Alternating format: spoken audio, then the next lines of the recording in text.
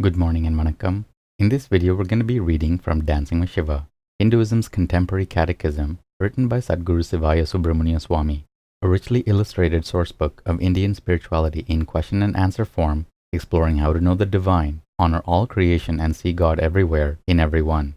Today's lesson is lesson 119, and we'll begin by reading the caption to the facing image. A young aristocrat falls to his knees and surrenders the world upon encountering his satguru outside a Ganesha temple. Clasping the preceptor's feet, he receives the initiatory touch that will grace and empower his life as a true and worthy sannyasin. Lesson 119. What is the sannyasin's initiation rite? Shloka 119.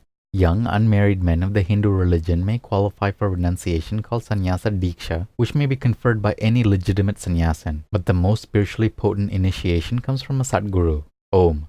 Bhashya. Traditionally, sannyasa diksha is restricted to unmarried men, though some modern orders have accepted qualified women. As a rule in most orders, if a candidate enters monastic training before age 25 and meets other qualifications, he may, generally after a minimum of 12 years of preparation and training, take the sannyasin's lifetime vows, called holy orders of sannyasa. Only a sannyasin can bring another into the ancient order of sannyasa. However, since the purpose is God realization, most candidates seek initiation from a spiritually advanced knower of God who can bring them into Parashiva. Sannyasa diksha is given in simple or most formal ways. The formal rites include the shaving of the head, conveyance of certain esoteric teachings, abjuration of the worldly life and dharma, administration of monastic vows, conducting of the novitiate's funeral rites, and the giving of the kavi vestments. The Vedas proclaim the self within the body, pure and resplendent, is attained through the cultivation of truth, austerity, right knowledge, and chastity. When their impurities dwindle, the ascetics behold him. Om Namah Shivaya. Good morning and vanakkam. In this video, we're going to be reading from Living with Shiva, Hinduism's contemporary culture, written by Satguru Sivaya Subramania Swami. 365 daily lessons based on ancient Vedic laws, disclosing how to approach family, money, relationships, technology, food, worship, yoga, and karma to live a truly spiritual life. Today's lesson is lesson 119, and the topic is how to face yourself. Life must become positive. In reactions, man is not his best friend. He is seeking outside for something to quiet his nature. He is carrying his reactions with him, keeping old habit patterns going. For a person to renovate his subconscious mind, he must be willing to move out for a while, redesign, rebuild, redecorate, then move back in. This is the form of spiritual discipline. Overlapping reactions are dangerous. Living in overlapping reactions and understanding nothing of how to get along without them, because of no discrimination, makes man give up. Overcoming a reaction is easy. You can wipe it out of your life and realize the benefit of having done so. Sit down and think. Look at your life. Look at the tendencies within your nature which created your habit patterns and which formed your subconscious mind and gave it the foundation for many more of the same old situations. The tendencies will be greater in each unless you apply the brakes of understanding. If you sit down and realize the law of cause and effect, and live according to the basic laws of life, you will overcome the reactions within you. You will be able to overcome old reactions by understanding them. More realization will burst forth from within you,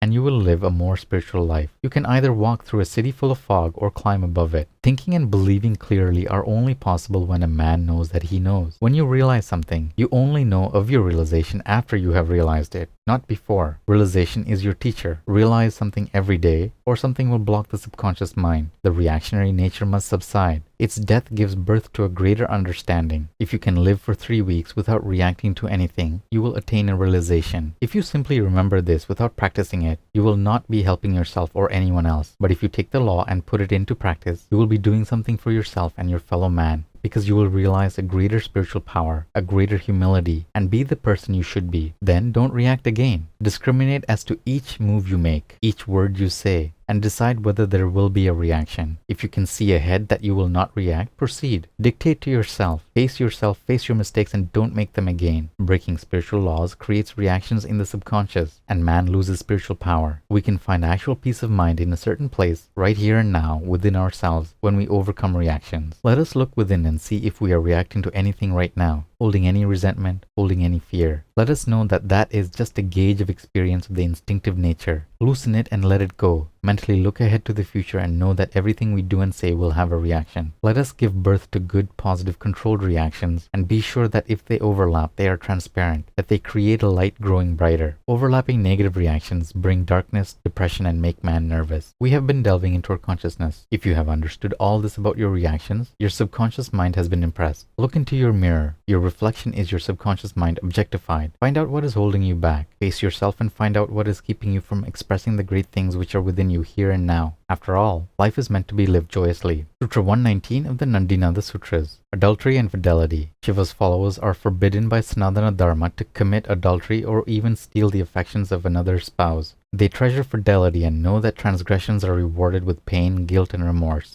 Om. Good morning and vanakkam. In this video, we'll be reading from Merging with Shiva, Hinduism's Contemporary Metaphysics, written by Satguru Sivaya Subramania Swami. 365 enlightenment lessons from a mystical master, revealing the depths of Raja Yoga, the clear white light, the states of mind, and the ultimate spiritual destiny of every seeker. Today's lesson is lesson 119, and the topic is finding the eternal now. Before beginning a new project, meditate. Collect up the ramified forces flowing through and around your body and bring them all to one point by regulating the energies through the control of breath, pranayama. Thus arriving at the now, if only for an instant, begins the auspiciousness of the moment, after which the project should be begun. By thus meditating and through this practice, inner results infiltrate worldly undertakings, and the opposing forces succumb to the clarity of your perceptions, drive through initially being aware in the now, if only for a few seconds. When you are experiencing the totality of the moment, you are not aware of the past, nor are you aware of the future or anything within the externalities of the mind. You are aware of the akasha, the primal substance of the superconsciousness of the mind. You are able to have a continuity of intuitive findings within it and gain much knowledge from within yourself. For the beginner on the path, the concept of the eternity of the moment is refreshing, and he does touch into it occasionally when he tries to meditate. This is encouraging to him, and he gains a new impetus to pursue his inner life more courageously than before. It is impossible to intellectually try to experience the here and now state of consciousness, as it is impossible to describe the feeling one would have standing on the top of a tall mountain. Only through experience can these transcendental states be known. Therefore, become perfect in yoga. Your rewards will be great and your future sublime. As the first attempt in finding the infinite reality of the eternity of the moment, sit quietly, draw all of your faculties into the center of your head, and try to see the glowing white light there. When this light is seen, a high-pitched sound might also be heard, and you are then in the eternity of the moment. Bringing oneself to the repetition of this practice successfully and systematically, day after day, month after month, year after year, is the yoga to be practiced to merge awareness deeper and deeper into superconsciousness. Now you can think and you can feel, and feeling is more convincing. When your mind is disturbed, your feeling is personality-centered. When your mind is quiet, your subtle feeling is superconscious, spiritually aware. Feel that you are the complete master of your body, of your mind, and of your emotions. Can you really feel that? Feel the life within you. Feel your will dominating your mind. Your will is your soul in action. You may think about your will as being your soul in action, but you must feel the real you, the real I am. Tell your subconscious mind 24 hours a day that this is true, that you are the master of body, mind, and emotions. For in one instant of realizing this, knowing this, feeling this to be true, you will find that you are all right now, in this instant, and you will find yourself entirely free from fear, worry, and doubt. Live completely, regardless of your circumstances. Then the circumstances in which you divide yourself will adjust themselves to become as beautiful as the beauty of your soul. And that's it for today's lesson. Take care of yourself, have a beautiful day, and we'll see you in the next video. Om Namah Shivaya.